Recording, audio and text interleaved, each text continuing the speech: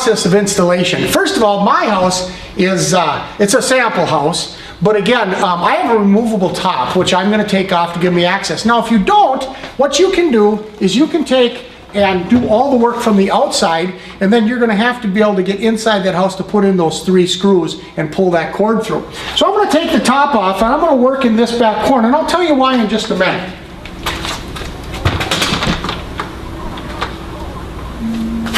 Okay, why am I working in this corner? Well, I want to be as far away from that door as I can be. And the reason is I'm going to create a warmer area in here. Some people will have very large houses. Well, the Hound heater is not made for houses over 32 cubic feet. If it gets especially really cold out in Minnesota like we have.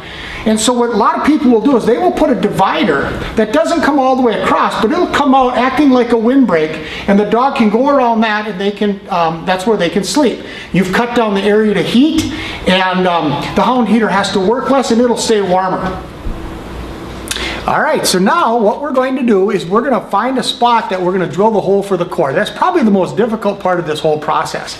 Now, what you'll notice when you open this up, it tells you to measure down 11 inches and over 7.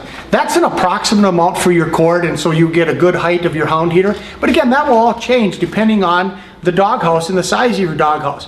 Now, if you don't want to use the template, again, you just measure down approximately 11 and over 7 and make a mark. Where that spot is where you're going to drill your hole.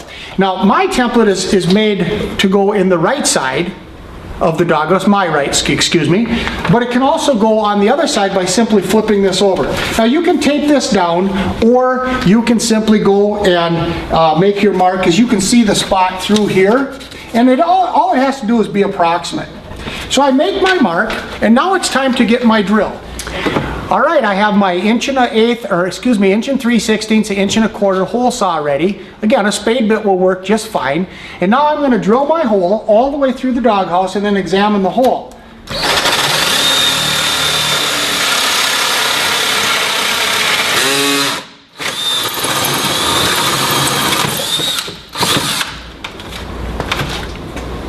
All right, the hole has now been drilled, and what I'm going to do is carefully feed the cord through the hole. I've already examined it to make sure that the hole doesn't have any sharp edges. There's no way there's any metal in there, anything that can damage my cord.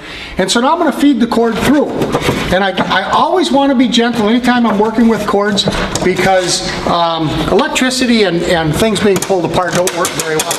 So I will feed the cord through, and then it'll be time to mount the Hound heater. So I'll get the cord all the way through, and then I like to line up the Hound heater just to see where I'm at before I put in the screws. Hound heater looks like it's going to sit just beautifully in this corner. It's now time for the final step of the installation process, a very simple one, simply putting in 3 sturdy wood screws. I prefer wood screws that are about 1.5 inches long, and you only need 3.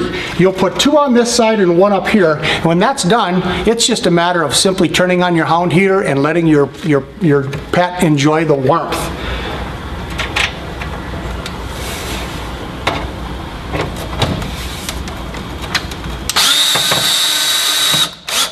That's all that's to it. And now the Hound heater is installed very, very firmly. All right, we now have one final thing to do, and again, it's a very, very simple process. What we're going to do is we're going to put the heat shield directly above the Hound heater, about 1 inch away. This does 2 things. One, it keeps your pet from touching the top. Now, the top gets very hot, but very hot is like very, very hot water. If your pet was to touch it, it cannot get scalded. It's going to say, oh, that's hot, but not hot enough to do any damage. So 1, it prevents that. 2, it also prevents things from dropping on top of the Hound heater. Again, not a fire hazard because it doesn't get hot enough. That 160, 170 degrees is going to constantly radiate out, but it's not hot enough to be a combustible. It actually won't even melt plastic at that point. So what I'm going to do is simply run 2 short screws, wood screws again work best,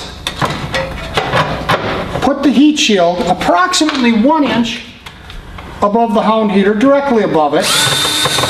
Put 1 in.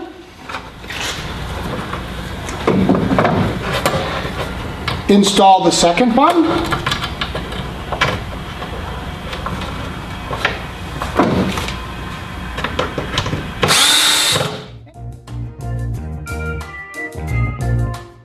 I stand behind my product 100%.